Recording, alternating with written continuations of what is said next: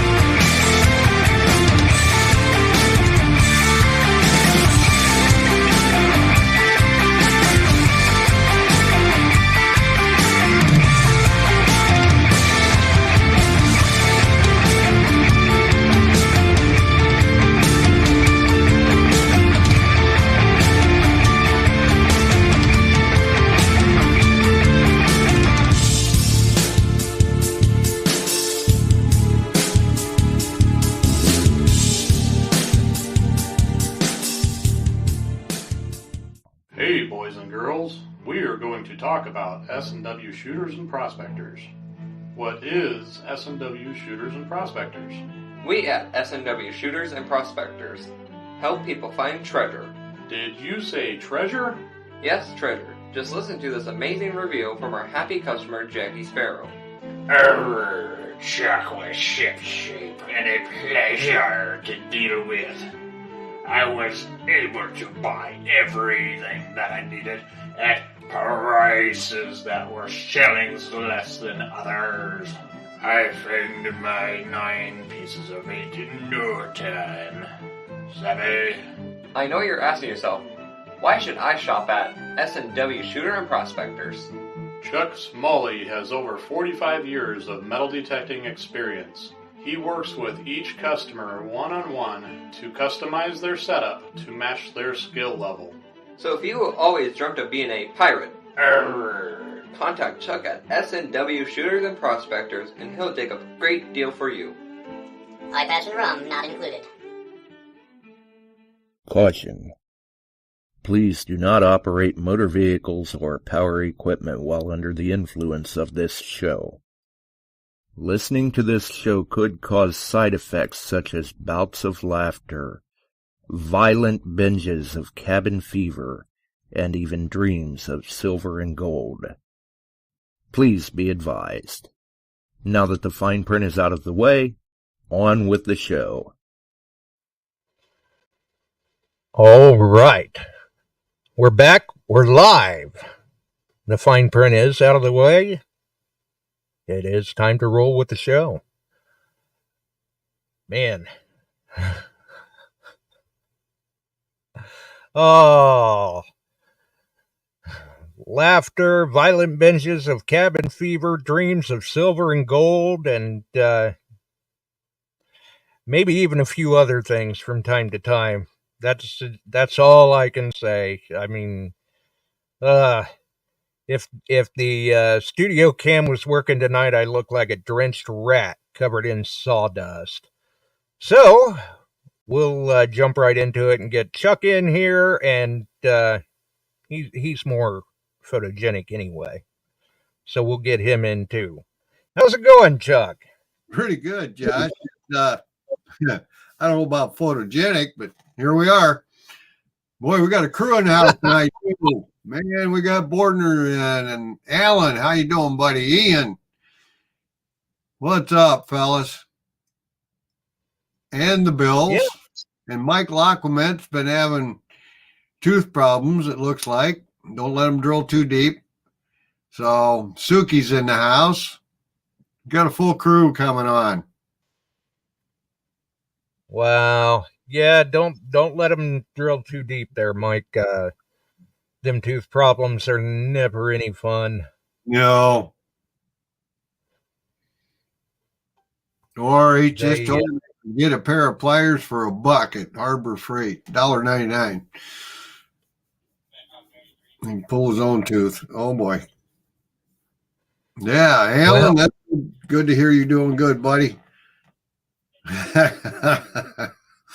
Drill, baby, drill, RH says. Ooh. Yeah. Which, we did finally get the rain. It, yeah, it hasn't really done a whole lot though. The ground is still, it wants more. Which Ohio Relic Hunter, he posted up last night. He's like, rain, finally. Oh, wait a minute. That means I have to mow. Yep. And mow again. Yeah, good possibility. All right, he's still out of water, the tomatoes. Yeah, I mean that's the thing. We have gotten rain the past 2 days, off and on, and never at a convenient time. I try to go outside and get stuff done, and then it decides to start again. Nope. Well, got here. The first one was 2 1/10, 2 inches and 1/10. Then we got a little more and it pushed it up. Then we got 3/4 of an inch. Today it wasn't only supposed to maybe sprinkle. It poured about 45 minutes. We got 3/4 of an inch in under 45 minutes. So basically, you guys have gotten over 3 inches. Yeah. In a matter of a couple of days. Yeah, we had good rain. And it pretty much absorbed it. It wasn't the one was kind of torrential. The rest of the time it just rained steady and soaked it all in. Soaking rain. Yeah. Good. But that's it though. It absorbs it and the ground is still dry. Yeah. Ian says they've had, I think, 30 inches in 10 days. Oh, come on now. Whoa. Yeah. Well, get out the kayak and head out to your favorite detecting spot, I guess. Right. Yeah. Anybody need to buy an Excalibur? Yeah. I'm special. Got that much. Ooh. Yeah, wow. I don't know. I mean, 30, the Equinoxes, they're good. They're good 15, 16 feet deep. The MANTICOREs, they're good for that. The Legends, the Fours, the Simplexes, yeah. Emery's reporting they got 2.5 inches of LaSalle, but they said they could use more. We had a pretty good dry spell. It got pretty hot and dry for a while, and actually just before this, they said we were a couple inches down on the normal, and that's been taken care of here. Well, I'm pretty sure Ian has it in excess because he did say 30 inches, although yeah, that just kind of hit me. For his geographic area, that doesn't surprise me. They're catching the outer bands of the hurricane. Yeah. Hopefully it had some place to roll off to. Yeah, because that's kind of the thing. A lot of people that are getting that rain, it's got nowhere to go, and they're starting to flood. Okay. Jason's asking, is there any news on the Vortex release? No.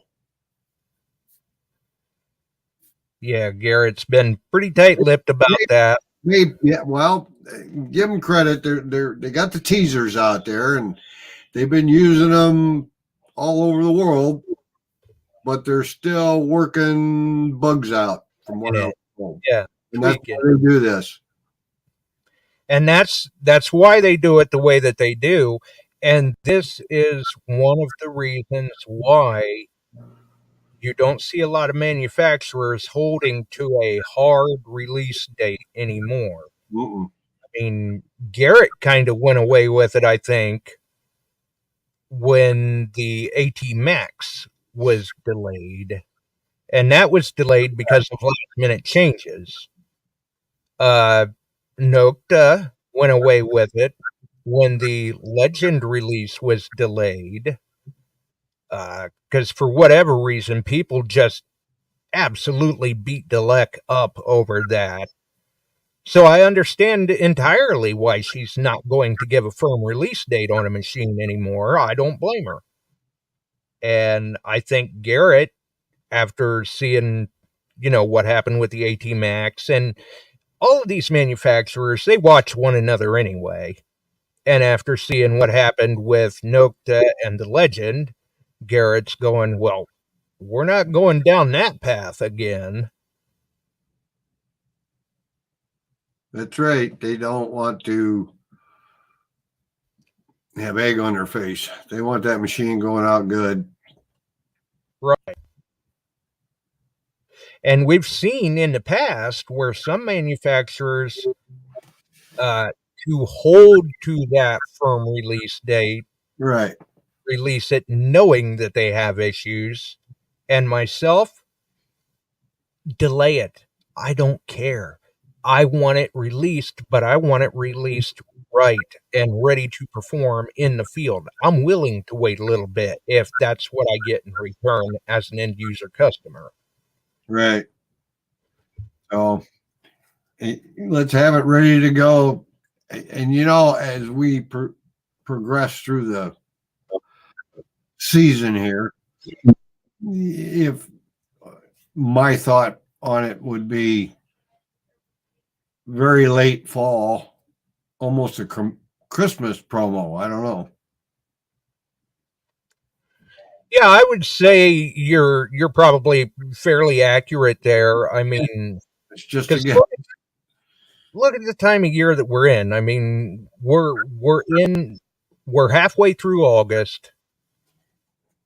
So the earliest we can hope for probably is a fall release.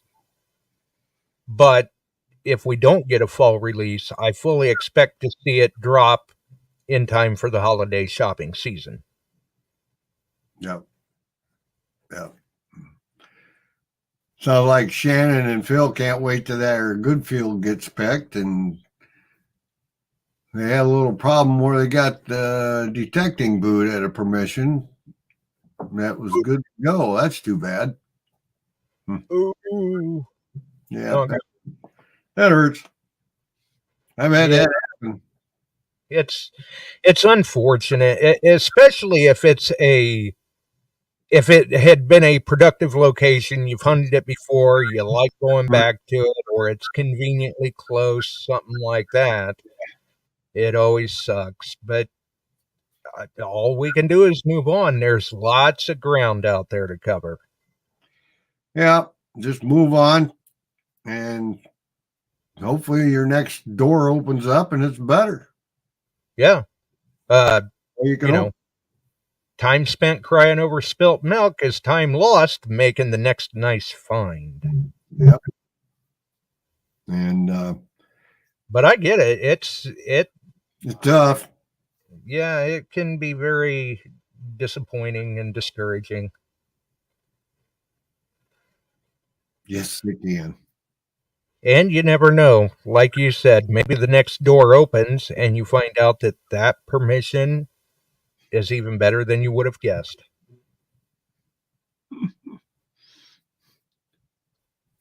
I could see him letting Shannon out, Phil, but I don't know. Even if you had your phone, he posted up, lucky they let us have our phones in the county jail.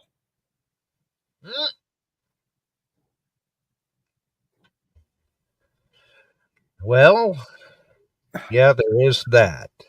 Yes. Moving right along. Anyway, nope, I got everything tuned up, and I got out and buried some of my England finds and just testing it with good. Take it. The MANTICORE and the 900 and what the numbers run. I've got silver. I've got a 3 guinea gold I'm testing on it, and kind of fell into the level figured it would.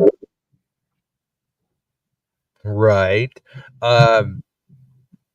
Now with the MANTICORE, because obviously that's one of the machines you're taking to England. Are you going with the stock, the 15, or the 8? I'm taking the stock in an 8, and on the 900 a stock and a 6, because there's some areas that are kind of, they seem to veer away from them. Then you go over it and you're closer to roadways and that, and it's full of junk. Right, So, it gets trashy. Thinking about it a little bit, I know a couple of those trash spots that we may be near again. I may try to wander them with a small coil. Well, and realistically, if you're able to take all that, it makes sense to take a machine with a smaller coil just because of the sheer amount of time of occupation over there. I mean, the history is in layers, and that unfortunately also Excuse me. in layers, and it could be very handy to be able to get in there, work up amongst in the trash, and pick those good targets out. Right. And you'll see a lot of different machines over there. The Deus was designed to hunt Europe, and it's good at picking up bottle caps, bubble gum. It is good at what it does over there. You don't find gold good, right, Alan? Anyway, he's the one. Sorry, Chuck. Use the Deus, best machine over there. Yeah, you may be right on that, but no. I found gold with my Equinox over there, and silver and Roman and everything. It seems to do pretty good, but those little cut quarter cut coins and that, those Deuses, they sniff them out. They really do. Yes, they do. And that's actually part of the reason why it makes the little bits of aluminum and everything else over here stateside. Yep. But all kidding aside, yeah, the Deus is a good machine. Deus is a hot item over there. There's no doubt about it. And oh yeah, those thin hammers. I found Jetons. But I didn't find a full hammered, and that's something I kind of hope to get into while I'm over there this year. And Shannon, I don't know who Rizzo's going with. I don't see him on the list. I don't know if he's going with Mindy, Ron. I know he's not going with us with Tim.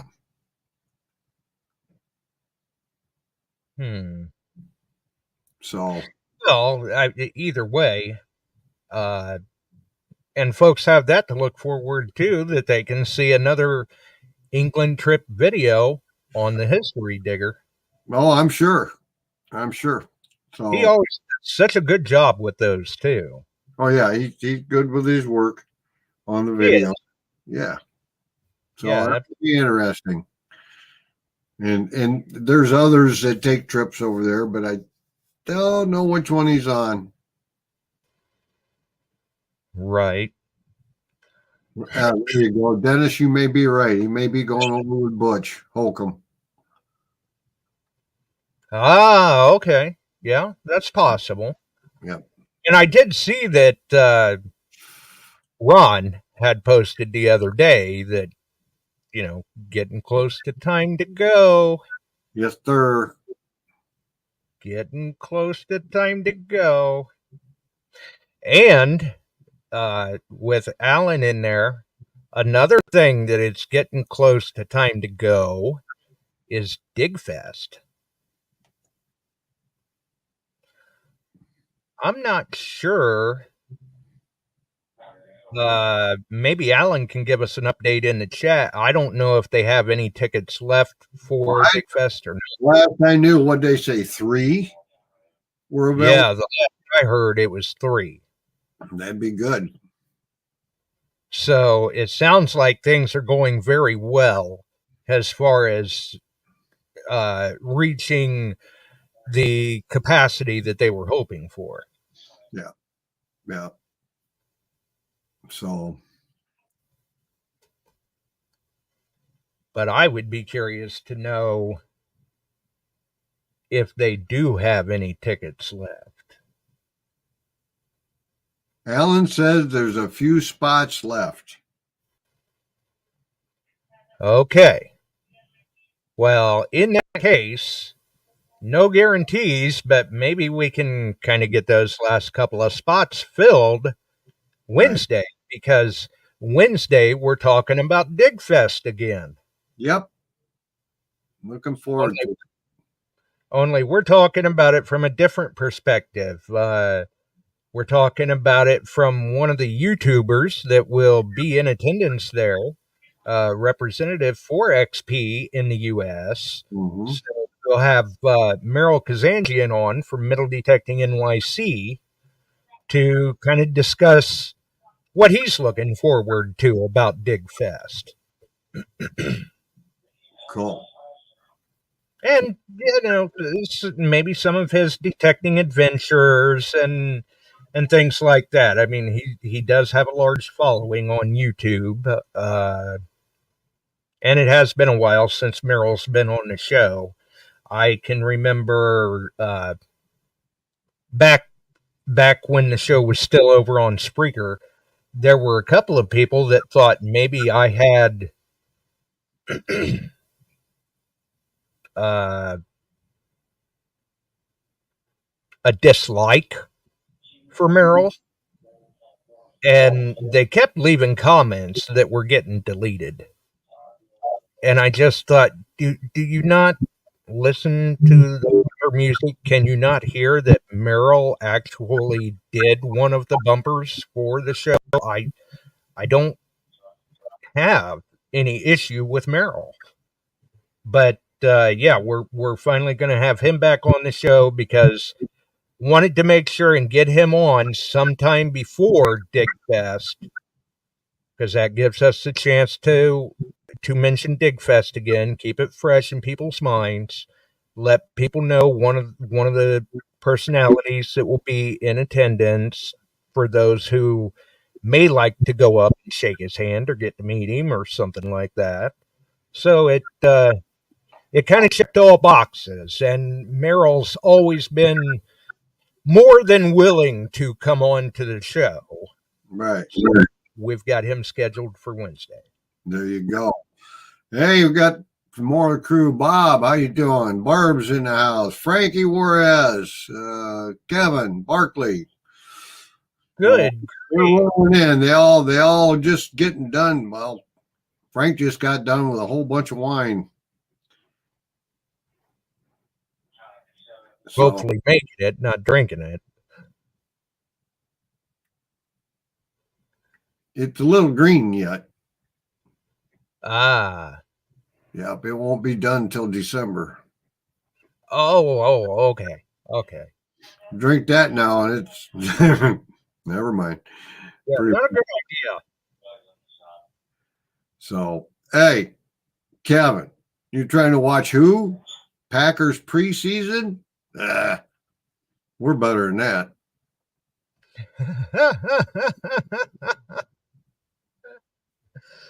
Now, when preseason hockey gets around, then I'm starting to watch things. Right? Right. Hey, and also for Kevin, still getting feedback on the episode that him and Clay sat down with us. Yeah. People really enjoyed that episode. Well, I know somebody's getting a MANTICORE real quick, like maybe tomorrow, just to keep up, I think. Oh? They've got that special running on the MANTICORE right now. Oh, that's right. Yeah, you get a free 8 and a free 15-inch.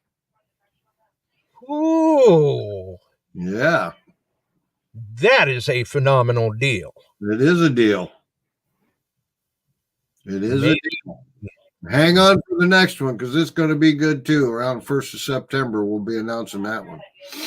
Maybe Emery ought to think about pulling the trigger. Maybe. I think he maybe did. Oh, okay. Well, smart man. Smart man. Yep. And we got to get him on the show. He wants to get on the show with us.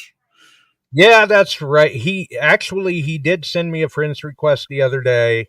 And I did mean to send him a message, but things have been so upside down here lately. Like, here's a good example. I'm trying to get Merrill scheduled for the show, and he wants to do a Wednesday. And he tells me, he says, "How about this Wednesday?" Great, that works fine. Wednesday the 14th it is. And he sends me a message. He's like, don't you mean the 21st? The 14th has already been and gone. Oh, yeah, sorry about that. The 21st. So things have just been all mixed up for me. But I will be sending Emery a message, and we can get him scheduled to do a show too.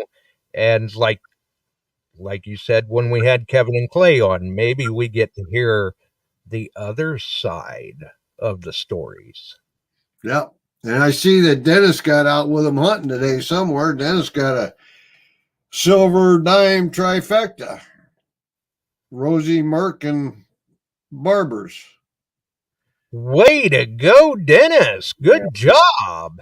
So good deal. Yep. Yeah. Barb says she needs a new detector, but she has to wait to hit the lottery. She wants to buy 5. 5 detectors? Yeah. Well, nobody wants just one. No. I mean, proper tool for the proper task, and some machines do better than others in certain environments. So sometimes it's good to have more than one. That's right. And it's always nice to have it's really nice to have more than one when you take a trip like up to Alaska. Or England. To have a backup. Or Aruba. Yeah. So curious what change Frank had mentioned this week with detective companies. I have no idea. So no clue. No clue. Anyway, if you got a backup detector, you're taking a trip like that, make plans to pack one extra along. Oh, yeah. There you go, Bob Holy Cross. You got to have a detector for each coil. Mm-hmm. Oh, well, then I'm falling behind. Because I hate to say it, but I think I've got more coils than machines. There you go. You better get caught up. Well, maybe I need to thin down the wheelhouse a little bit. Get rid of a Deus, maybe an Amphibio. Okay. Jason Weir just asked me a question. What was the best detector overall in your recent outing up there? Was it the MANTICORE? Oh, in Alaska? Yeah. One, the MANTICORE. I'm just going by what guys were using across the board. And the Equinox series, I think, got most of the gold, except Tim got a big piece with a MANTICORE. So he's referring to the best overall for the group, not the best overall for you. Not for me. The 800, Alan's right, did the best. It was Equinox 800. The 900 was snuffing it out some. The little gold buster that Alan Humphrey was running, he got a lot of small gold with it. I'm talking, he got a lot, and it adds up. So, but oh yeah, sure it does. 800 have a good gold system in it, but the MANTICORE got, Tim was, I believe, using his MANTICORE on that one. Well, and that was a nice sized nugget. And people have to remember too, the previous Alaska trip, that big horse choker nugget was found with an 800. 800. It's an 800 in park mode, if I remember right. Yep. So they were doing very well, not even in prospecting mode. Yep. I'm hoping to hit a gold coin up in England. You never know. Maybe a couple of staters, maybe a horde. Wouldn't that be nice? You never say no. Exactly. Yeah, that would be nice. Or you never know. Yep. So Alan, he had both an 800 and a MANTICORE with him, I believe, and I don't know which one he was using exactly, but the 800 does well. The 900 did well. I was almost all that I found was with the 900, and they did well. Yeah, they all did well. I think I recall hearing that the Mine Labs did better than the Deus. Just saying. Yes. Yes. The dark side wins again. Yeah. Up there, yeah.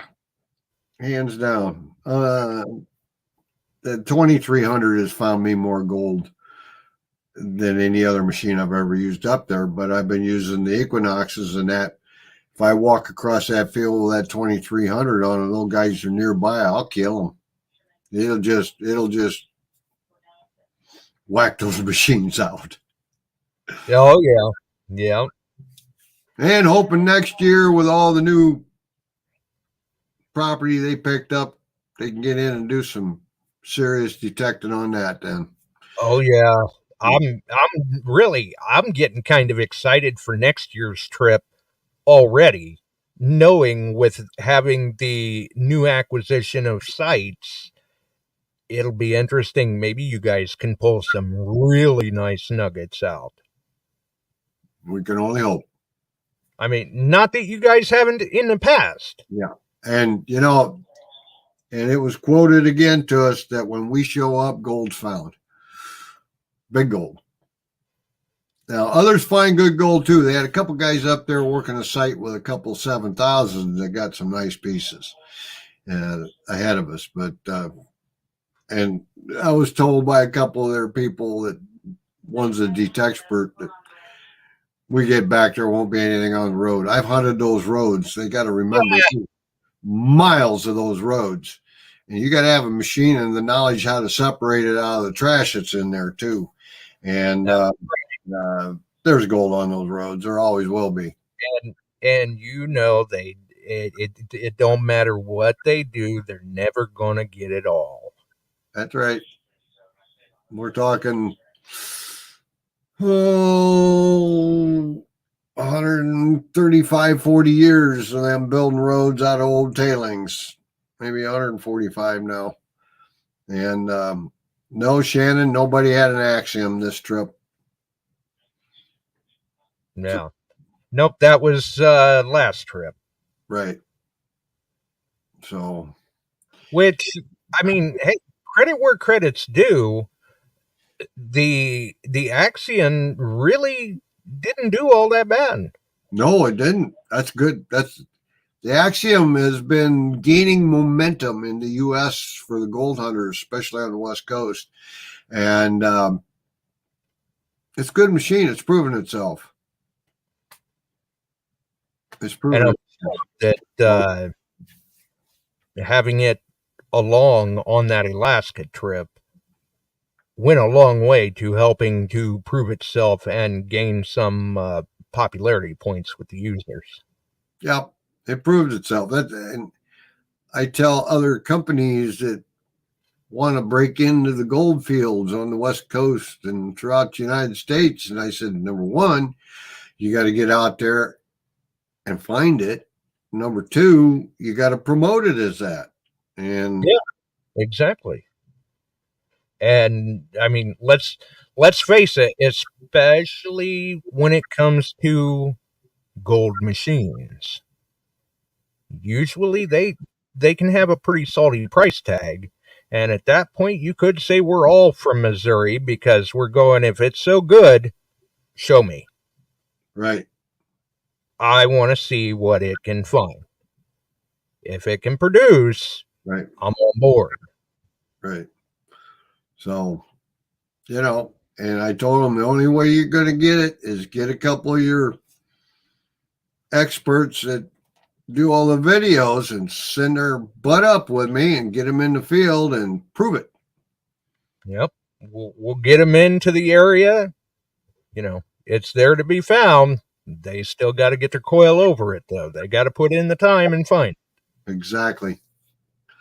But the 800 is very good. The 900 was proving itself. The MANTICORE got a few pieces, so they all work.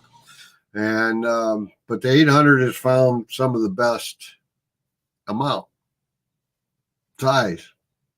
Yeah, especially with the last trip. Mm-hmm. So, but even at that, this trip, they still stood very well. Mm-hmm. Yep.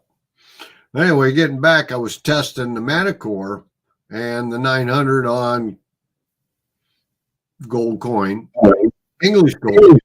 Around 34, 36, it was hitting, and that's about the size of a US $5 gold piece. And it may have a little, what is it? It's 900 gold. It's a little different, but it brings up at 7 inches like it's at 2 inches. It hits it pretty hard. The 34, 36 was on the MANTICORE? Yep. Okay. Yeah. The 900 is different. That's the whole thing about having two different machines with you, and then you switch from one to the other. You got to kick in. But up there, if it's solid, repeatable, I dig it all anyway. Yeah, I mean, you're basically, well, you've been over there a few times now, but for some newbie to it, I mean, this be the third time, and right, it's just dig it all. Don't get. For some people, it could be kind of a once in a lifetime trip, potentially. Right. So they want to make sure to dig every repeatable signal because you don't want to leave anything behind. You can hunt stateside and think you have all the skill set that you need to hunt overseas, but the target VDI is completely different. That's right. So it's going to be put her in field mode and go. Yeah. And dig every repeatable signal and yep. Even if it's a piece of trash, you get that piece of, and I've heard about this. You have too, from other people that have hunted in England. You get that piece of trash out of the way. Next thing you know, there's a good target. And well, where did that come from? Speaking of the 800, it's still going strong. My lab has not dropped it. The 600 is no longer available. Well, I can understand. There's still, that was a heck of a machine, still is. If you don't have one, you want one, we can fix you up because they're going on a sale here shortly also. Yep. But you didn't hear that here. No, but it's coming.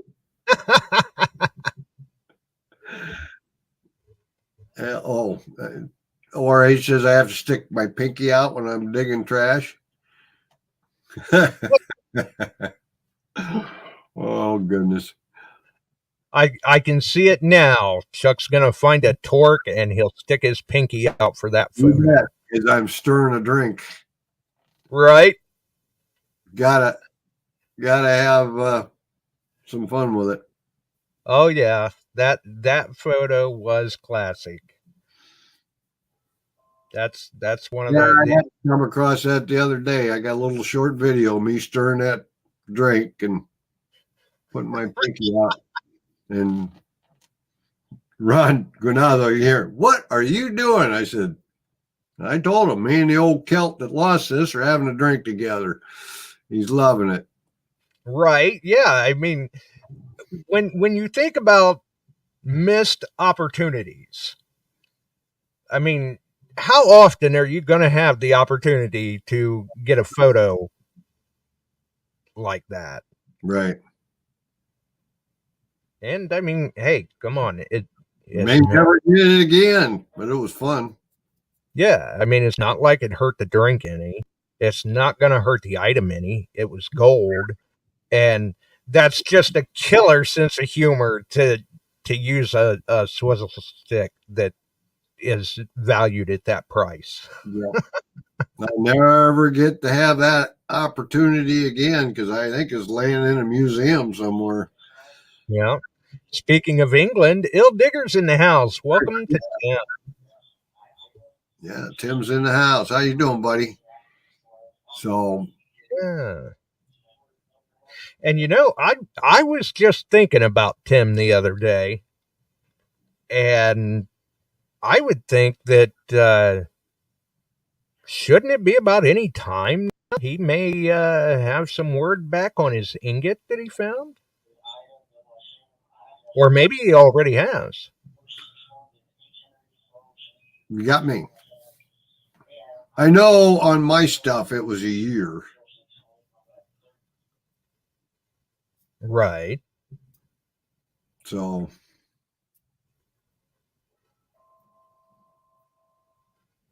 And now, with you heading back to England, I mean, you already got your finds from the last time, correct? Oh, yeah, they shipped them. Okay, so you're not picking them up when you return. Nope, I've had them for a while. In fact, I actually sat down today and took the scope, 3 pencils, and I don't know what all I had, and I put them in containers and put them away. Actually did that early this morning. Hey, good rainy day project. Mm-hmm. Definitely.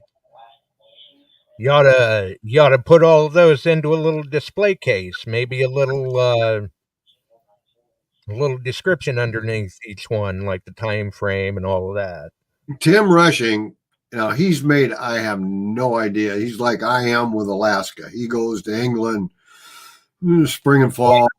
He takes tours now. He's got a nice book, everything each year with the past, and then everything displayed and put it real nice and neat. He's got his what gold that he's found that they allowed him to bring back because there's 1 or 2 pieces. One was a posy ring, morning ring. They kept it, and they kept something else. Oh, wow. Nice. Even at that, though, the items that are kept, once they go into a museum, I'm sure he could get someone to snap a photo of it on display. He's been going back. One's in a museum in London. He's went and visited it. Nice. Yeah. Nothing wrong with that. No.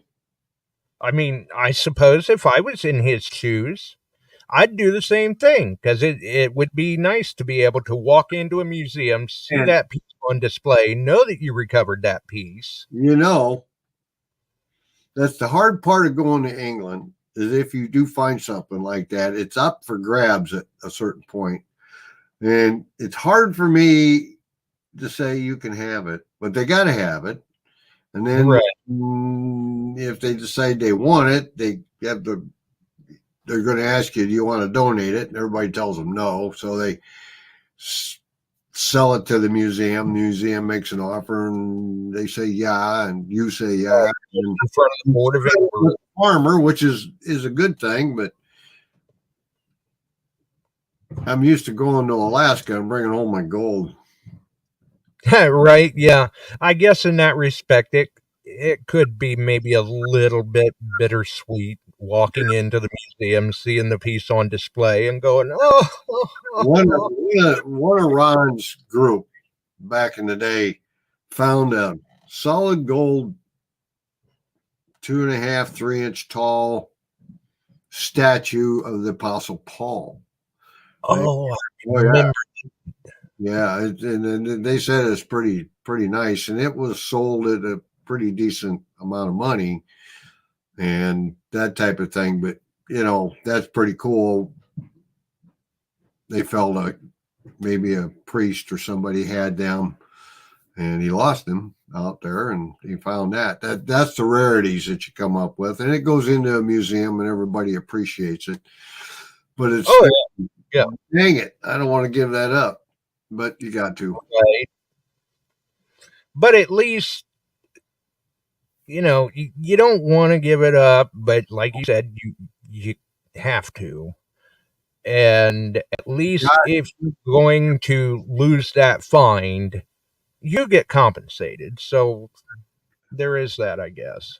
Well, Tim just reported he is now the sole owner of the second largest gold ingot ever found. So evidently, Tim, you bought out the farmer because he gets half. So that's the second largest gold ingot ever found. And that goes was it pre-Celt? They think that goes back earlier than Celtic. That's cool. That's very cool. That is awesome. Excellent, buddy. Yeah. I mean, to see that news real time like that, I mean, Fun. Sometimes that's one of the nice benefits of doing the show. The way they do the gold though, Josh, is by weight. Right. You pay, let's say it's 5 grams at $390 US, figure it into pounds. Then you buy the farmer out and it becomes yours totally. Is the way I think. Yep. And he said he wired Mary her half. So that was over on Mary's field. That's pretty cool. And I've been on that. They find a lot of gold on that field. They found that's also a hoard field. Known hoard was all strewn about. They got a lot of Celtic staters over there and other things. Apparently this wasn't considered part of the hoard. Evidently not. Because had it been, he wouldn't have had the opportunity to buy her out. Well, yeah, he wouldn't have had the opportunity to buy her out. And Alan Landau's hunted that field, and he says lots of Celtic coins. You betcha. Oh, yeah. Yeah. But this trip, we got a field. This trip, we got a field that's rather large, very large, and it hasn't been able to be hunted for 11 years because the archaeologists were doing there. They wanted no hunting. And so it hasn't had a lot of attention on it for a long time. Been plowed a lot, deep plowed, that kind of stuff. And this fall we'll be able to get on that. So what you're saying is it's about to get a lot of attention. Real lot of attention shortly. So that's all right, Tom. Just send me a check, will you, buddy?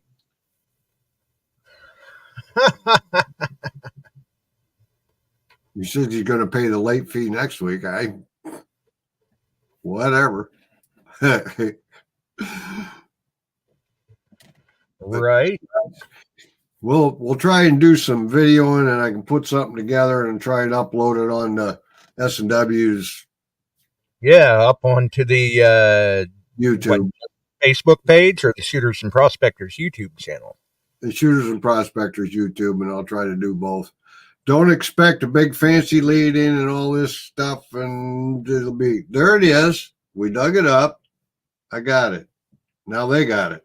On to the next one. Yep. Right. They took it away from me. I've got to go find another now. Right. So we'll get her done. At least, there again, maybe kind of bittersweet, but we hope that you find something that they take away from you, because then you know it was good. There you go. Hopefully you find some gold that you get to bring home as well. Something. Well, okay. They actually, on that one field, they said they had a seeded hunt, and there were gold coins in the field, and there are 3 that were never found, and they are logged and identified. You find them, you get to take them home. There's only 3, but this field's huge. I don't know if you'll find them or not. Well, yeah. I mean, look at the size of these fields. Now, take that into account when you consider the size of the target you're trying to recover. That is the proverbial pin in a haystack. Yeah, absolutely. Hey, Tam. Tam just checking in. She's making you pizza sauce. Ooh. Mm-hmm. Canning pizza sauce. Yeah. Sounds like there's going to be some good eating in the future. Okay. Tim just came across here. The museum dated it late Roman to early medieval, which is probably Viking, since the Vikings' economy was based on the bullion system, which is right. We should be back on it. Anyway, that's it, buddy. Very cool. Yeah, I mean, it is. And congratulations to you, sir, on your new acquisition, I guess we could say. And hey, Tim, how long ago was it when you found that versus to when you just heard back on it all and all this transpired? I remember when we had him on the show, there was, I mean, at that point, they were still trying to reach a decision, I think, and it had been some time from the time he had found it to that point, and then, some time now beyond that, where he did finally have new news or a resolution option, basically. Okay. I want to say it may have taken a couple, maybe even a few years. Yeah. Because that was some time back that he found that. Yes, it was. But still, very, very cool. I mean, very cool. So we get all you guys wound up. You need to check in. There's a lot of trips over there. Save up and get over there, man. Yeah. Okay. Tim just reports it took a little over 5 years. Yeah, that's a long road. That's a long wait. To mail on her share, which neither here. October 2018 is when he found it. Yep. Pre-pandemic. My goodness. Yeah. Of course. In 2020, and the pandemic hit.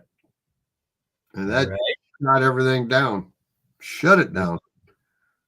Oh, yeah. Dead stop. And I would say, that's such a unique piece. How many people can say that they have, the second largest chunk of gold like that, the second largest gold ingot ever found over there in their collection? Obviously, only one, but hey, we know that person. Right. That's cool. So if you ever get the opportunity to go on these, whether it's Alaska or England or whatever, take it. Get on board and go. Yeah. It may not be in my collection, but at least I can say I know who owns it. The Pretty finder and the owner. Yeah. Very, very cool. What else we got to talk about? We're getting close to turning into pumpkins here. Here would be a good question.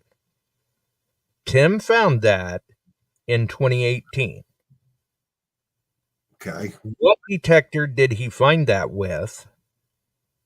And here's another thing that not everybody can say. But who sold him that detector?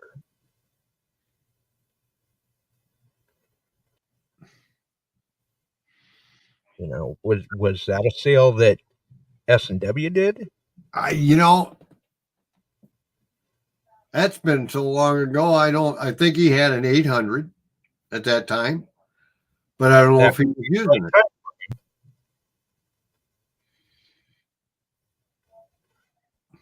Yeah, we may have to get some clarification from Tim in the chat. Yeah. And he just said, I forgot about it or something after a while. Yes, it was. And I forgot about it. Jason, whatever. Yeah. Wow. Yes, it has. It has been a while. I got guys that walk up from me making sales to them 35 years ago. Hey, how you doing? I bought that Mossberg 500 from you. I still got it. Works great. I'm like, okay. Haven't seen them since, but they say the gun's still working or the detector's still working. Wow.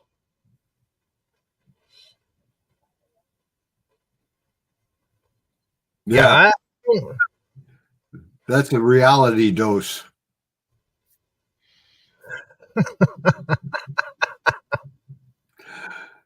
Still going. Let's keep it going. Yeah, we gotta keep going. I just absolutely love this hobby, and it's because of the people I meet and get a chat with and go hunting with Tim. Then there's Barb.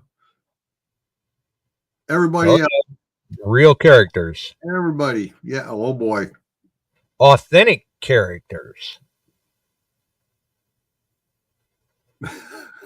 And I'll tell you what, too, you get the opportunity in this hobby to meet a lot of different people. He bought it at Big Boy's Hobbies. Shame on him. Oh, he's off the Christmas card list. You're fired, Tim. I have to see if he's on it anyway.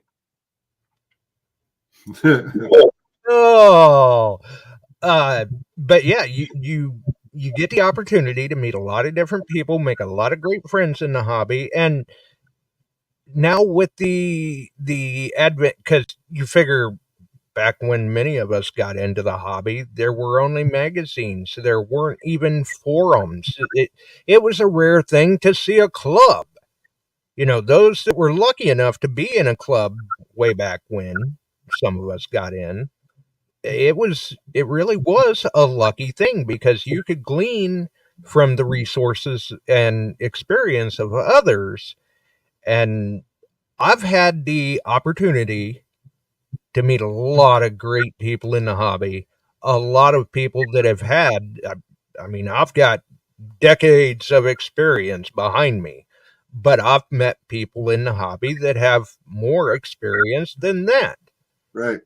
And when you get to meet these people that, they've got 40, 45, 50, maybe even 50 plus years in the hobby,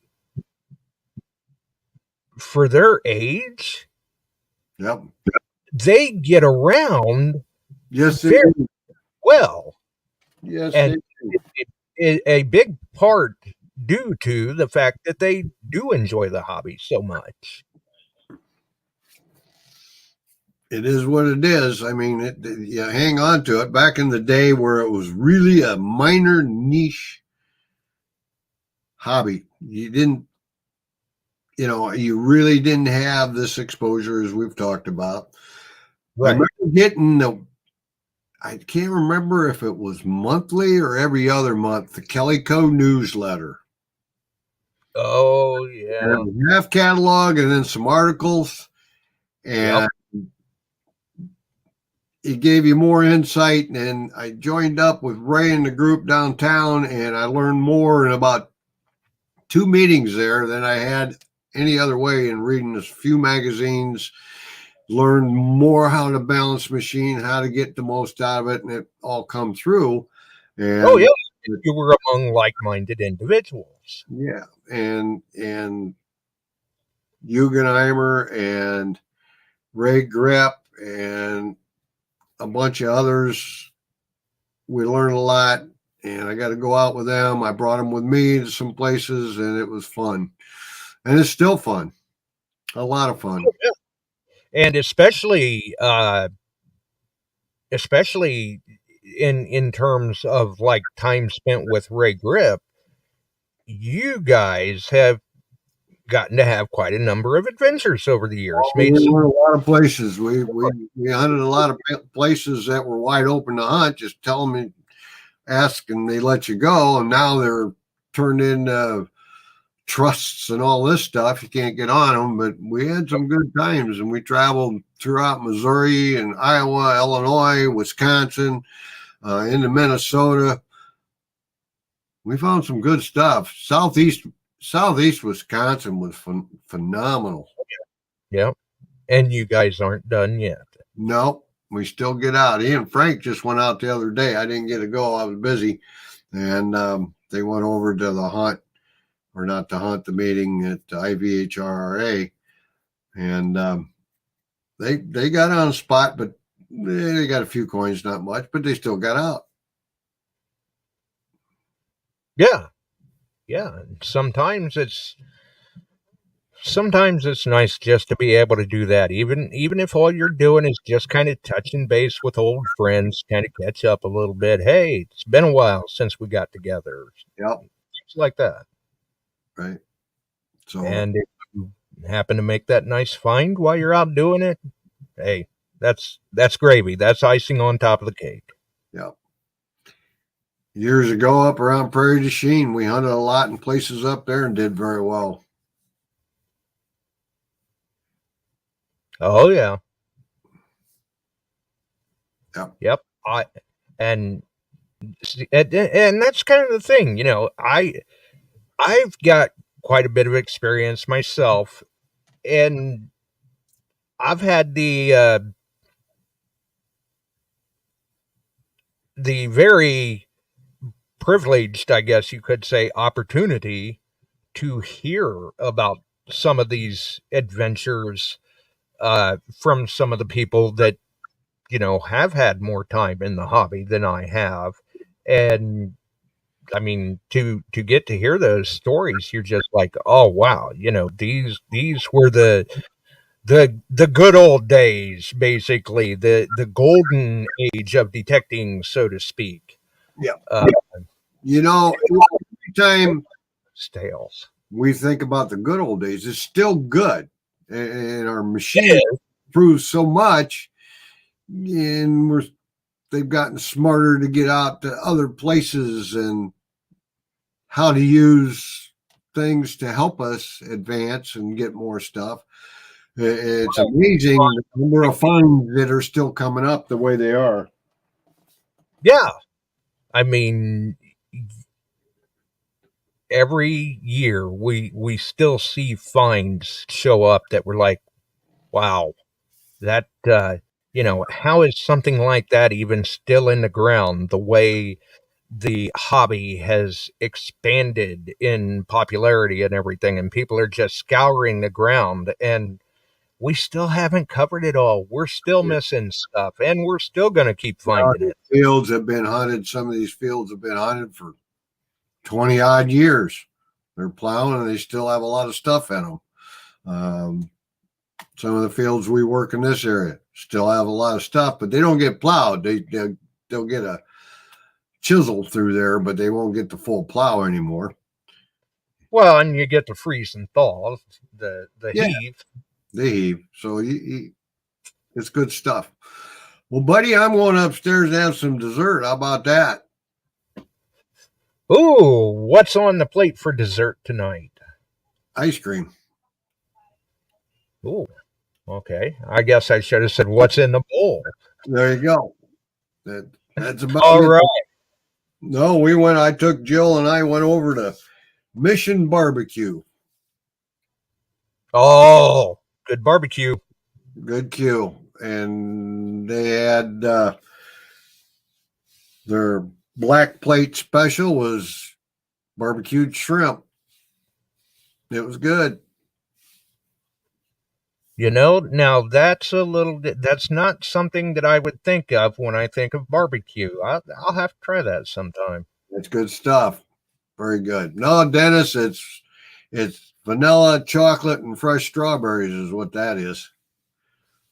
So, Ooh, Jill had just come back in a little bit ago, and I think we're going up and have some ice cream. Sounds good.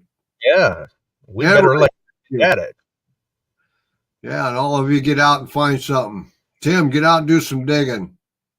Illinois Tim, Dennis, everybody get something. Dennis, it was good to see you. Had a good day out there. Yeah, absolutely. Yeah. So, all right. Well, we will, who knows, maybe we'll talk to you before then. If not, we'll see you Wednesday along with Merrill. yep, we'll be talking Dig Fest up in Chicago and whatever else. Right. All right. You have a good night, Chuck. Take care, my good friend, all of you. Have a great week. Be safe out there for me. All right.